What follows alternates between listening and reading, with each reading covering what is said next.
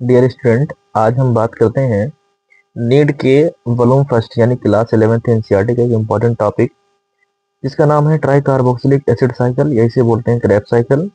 इसका दूसरा नाम सिट्रिक एसिड साइकिल भी है। इसका तीनों नाम क्यों पड़ा? क्योंकि हम जानते हैं कि इस साइकिल को किसने खोजा था? हैंस क्रेब ने डिस्कवर किया था, इसीलिए उनके नाम के सम्मान में क्रेब साइकिल। इसके और भी नाम है जैसे ट्राई कार्बोक्सिलिक एसिड साइकिल, या इसी को हम लोग बोलते हैं सिट्रिक एसिड साइकिल।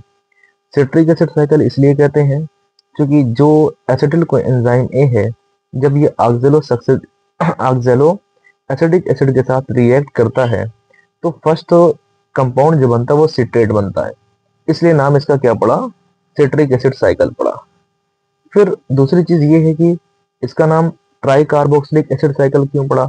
क्योंकि आप यहाँ पे देखिए, जो फर्स्ट स्टेबल प्रोडक्ट है जिसका नाम सिट्रेट है ना, इसका स्ट्रक्चर आप देखिए क्या है।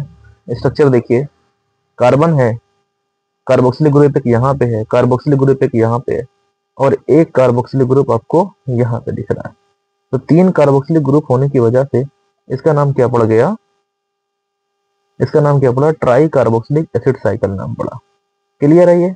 चलिए समझते हैं पूरा पाथवे कैसे काम करता है। ग्लाइकोलिसिस से हमारे पास क्या आ चुका है? जो पायरुविक एसिड है, ग्लाइकोलिसिस से हमारे पास क्या है? पायरुविक एसिड आ चुकी है, ठीक है ना। फिर इस पायरुविक एसिड को हम कहाँ पे लेके जाते हैं? लिंक रिएक्शन में, और लिंक रिएक्शन से हम क्या बना लेते हैं? एसिटिल कोएंजाइम ए बना लेते हैं, ठीक है ना।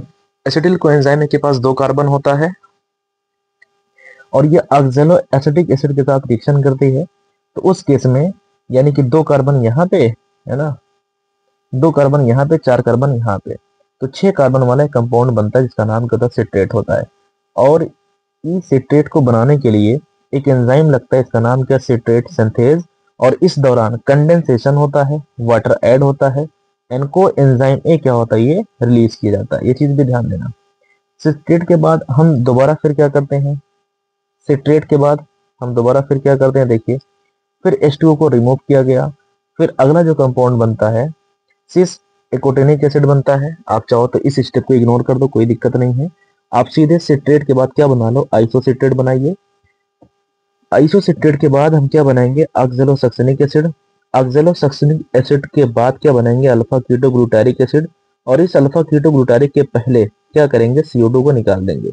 जैसे CO2 निकल गया, अब सबके पास अभी तक 6 कार्बन था, इसके पास भी 6 कार्बन। एक CO2 निकल गया तो कितना कार्बन बनेगा? 5 कार्बन बचेगा। फिर अल्फा कीटोग्लूटारिक के बाद क्या करेंगे? एक CO2 को और निकाल देंगे, अब 4 कार्बन बनेंगे। इसका नाम क्या हो जाएगा? सक्सिनल कोएंजाइम ए, ठीक है। ये जो सक्सेनल को एंजाइम ए है, फिर इसको कन्वर्ट करेंगे सक्सिनिक एसिड के अंदर, और सक्सिनिक एसिड से फिर क्या बनाएंगे? Fumaric acid. फ्यूमेरिक से मैलिक एसिड, मैलिक से ऑक्जेलो एसिडिक एसिड को दोबारा पैदा किया जाएगा। इसमें जो हिंदी लिखी है वो भी ध्यान देना। अभी तक इस चीज को याद करने की ट्रिक मैंने आपको बता दी है, और ये ट्रिक मैंने नीचे लिख दी है, ठीक है ना। क्या है कि cycling idea of cool Superman is successful, fantastic, mind blowing. Okay, यही तरीका है। साइक्लिंग से क्या याद होगा? सिट्रेट, है ना। और आइडिया से क्या याद होगा? आइडिया से देखिए, आइसोसिट्रेट, ऑफ से ऑक्जेलोसक्सेनिक एसिड, कूल से अल्फा कीटोग्लूटारिक एसिड, सुपरमैन से सक्सिनल कोएंजाइम है, सक्सेसफुल से सक्सेनिक एसिड। जैसे एक चीज होता है ना कि आप सीक्वेंस भूल सकते हो, तो भाई यहां तक का जो है cycling idea of cool Superman is के बाद सक्सेसफुल, ये नहीं, ऐसा मत करना कि cycling idea of cool Superman is fantastic, successful, mind blowing, तो गड़बड़ हो जाएगा ना। यहाँ पे देखो चीजें जो खत्म हो रही हैं वो इज पे, इज लगा फौरन से इज, एस से सक्सेसफुल, ठीक है ना। फिर फुल में एफ आ गया, एफ के बाद फैंटास्टिक, फैंटास्टिक है ना। फिर क्या करना? माइंड ब्लोइंग, फिर से क्या कर देना? ओके कर देना। ये आपको तरीका बताया मैंने कि किस तरीके से जो पाठ है उसको याद रखा जा सकता है। और जल्दी से देख लेते हैं कि इसमें कहाँ कहाँ पे हमको NaDH2 मिलता हुआ दिखाई देता है, यानी कि वो उस कंपाउंड से हाइड्रोजन को रिमूव कर देता है और सामने वाले को क्या कर देगा? वो Na प्लस ऑक्सीडाइज कर देगा। और कहाँ कहाँ पे CO2 ग्रुप, CO2 निकलता है। तो आप जब पढ़ोगे ना एरोबिक रेस्पिरेशन में ये बात बताई जाती है कि दो क्रूशियल स्टेप होते हैं एरोबिक रेस्पिरेशन का, जहाँ पे लिंक रिएक्शन ना, वहाँ पे 2 पॉइंट लिखा होगा। उस क्रूशियल स्टेप में ये बात बताई जाती है कि 3 मॉलिक्यूल ऑफ CO2 बनता है। तो 3 मॉलिक्यूल ऑफ CO2 मैं आपको दिखा देता हूँ कहाँ कहाँ पे है। ठीक है, देखिए, जैसे एक तो CO2 यहाँ से रिलीज हो रहा है, एक CO2 ये निकल रहा है, और एक CO2 ये निकल रहा है, और एक CO2 यहाँ पे निकल रहा है। 3 CO2 निकल रहे हैं तो एरोबिक रेस्पिरेशन का ही हिस्सा है। तो उसका ये एक इम्पॉर्टेंट यानी कि एक क्रूशियल स्टेप बनता है ये। यहाँ पे 3 मॉलिक्यूल्स ऑफ CO2 निकलते हैं, और ये दूसरा पॉइंट वहां पे एरोबिक रेस्पिरेशन के अंदर लिखा गया है। फिर कहते हैं कि हम उन इलेक्ट्रॉनों को इलेक्ट्रॉन कैरियर के थ्रू पास करते हैं, फिर इसी NADH2 वगैरह से हम क्या करते हैं, ATP बनाते हैं, वो ATS के अंदर। अभी आप इसको समझिए अब क्या क्या चीजें हैं। तो जो मैंने ट्रिक आपको बताई है कैसे याद रखना है, इसको हटा देते हैं। सबसे पहले क्या है कि सिट्रेट आपको मिलेगा, साइक्लिंग, साइक्लिंग से सिट्रेट याद आ जाएगा, ठीक है ना। देन साइक्लिंग आइडिया, ठीक है ना, आइडिया से आइसोसिट्रेट याद करिएगा। साइक्लिंग आइडिया ऑफ, ओ से ऑक्सैलोसक्सिनिक एसिड, ऑफ कूल, कूल से alpha ketoglutaric acid. Cycling idea of cool Superman, Superman से क्या करोगे, सक्सिनिल कोएंजाइम में इज के बाद सक्सेसफुल लेके आना है, सक्सेसफुल से क्या होगा, सक्सेनिक, फुल एफ से खत्म होगा, fantastic, fumaric acid, mind blowing यानी malic acid, oxaloacetic acid. Clear है। अब समझते हैं, एक एक पॉइंट मैंने यहाँ पे लिखा है, देखिए पहले NADH2 वाला मैं आपको समझा देता हूँ कहाँ कहाँ पे चीजें हो रही हैं किस तरीके से। ठीक है, जब आइसोसिट्रेट से ऑक्सैलोसक्सिनिक बनाना होता है तो इसमें हम क्या करते हैं, NAD+, ठीक है ना, को हम रिड्यूस किस में कर देते हैं, NADH में। तो NAD+ रिड्यूस हो रहा है तो सामने वाला यानी कि आइसोसिट्रेट से जो ऑक्सैलोसक्सिनिक बनेगा क्या होगा, ये ऑक्सीडाइज हो जाएगा। फिर इसके बाद आप सीधे अल्फा कीटो पे आ जाएगा। अल्फा कीटो के पहले एक CO2 निकाल देना, अल्फा कीटो के बाद भी एक CO2 निकाल देना। CO2 निकलना डिकार्बोक्सिलेशन कहलाएगा। उसके बाद इसमें भी हम क्या करेंगे, NAD+ जो होगा इसको फिर से रिड्यूस मार देंगे किसमें, NADH में, और सामने वाले को ऑक्सीडाइज कर देंगे, यानी जो अल्फा कीटो ग्लूटारिक एसिड है ये सक्सिनिल कोएंजाइम में कन्वर्ट हो जाएगा। ठीक है ना। इसके बाद यहां से सक्सिनिल कोएंजाइम से जब सक्सिनिक एसिड बनाएंगे तो इस जगह पे substrate level photophosphorylation, substrate level phosphorylation हो जाता है, यानी कि डायरेक्ट यहाँ पे लिखा गया जहां डायरेक्ट APP बने उसे क्या बोलते हैं, SLP कह देते हैं।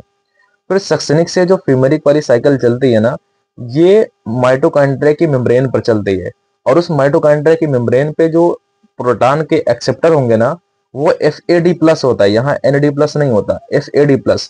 तो ये FAD+ प्रोटॉन को लेके किस में कन्वर्ट हो जाता है, ये FADH2 में कन्वर्ट हो जाता है, यानी कि हाइड्रोजन को लेके FADH2 में।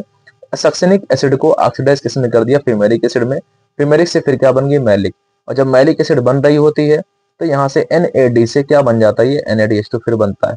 तो इस पूरी साइकिल में अगर आप देखोगे, अगर आप लिंक रिएक्शन से उठाओगे यानी कि पायरुविक एसिड और एसिटिल कोएंजाइम में से लिंक रिएक्शन, अगर आप मैट्रिक्स के पॉइंट ऑफ व्यू से देखोगे ना तो इसमें पूरे में 4 NADH2 पैदा होते हुए नजर आएंगे। अगर आप सिर्फ क्रेब्स साइकिल इसकी बात करोगे तो 3 NADH2 पैदा होते नजर आते हैं।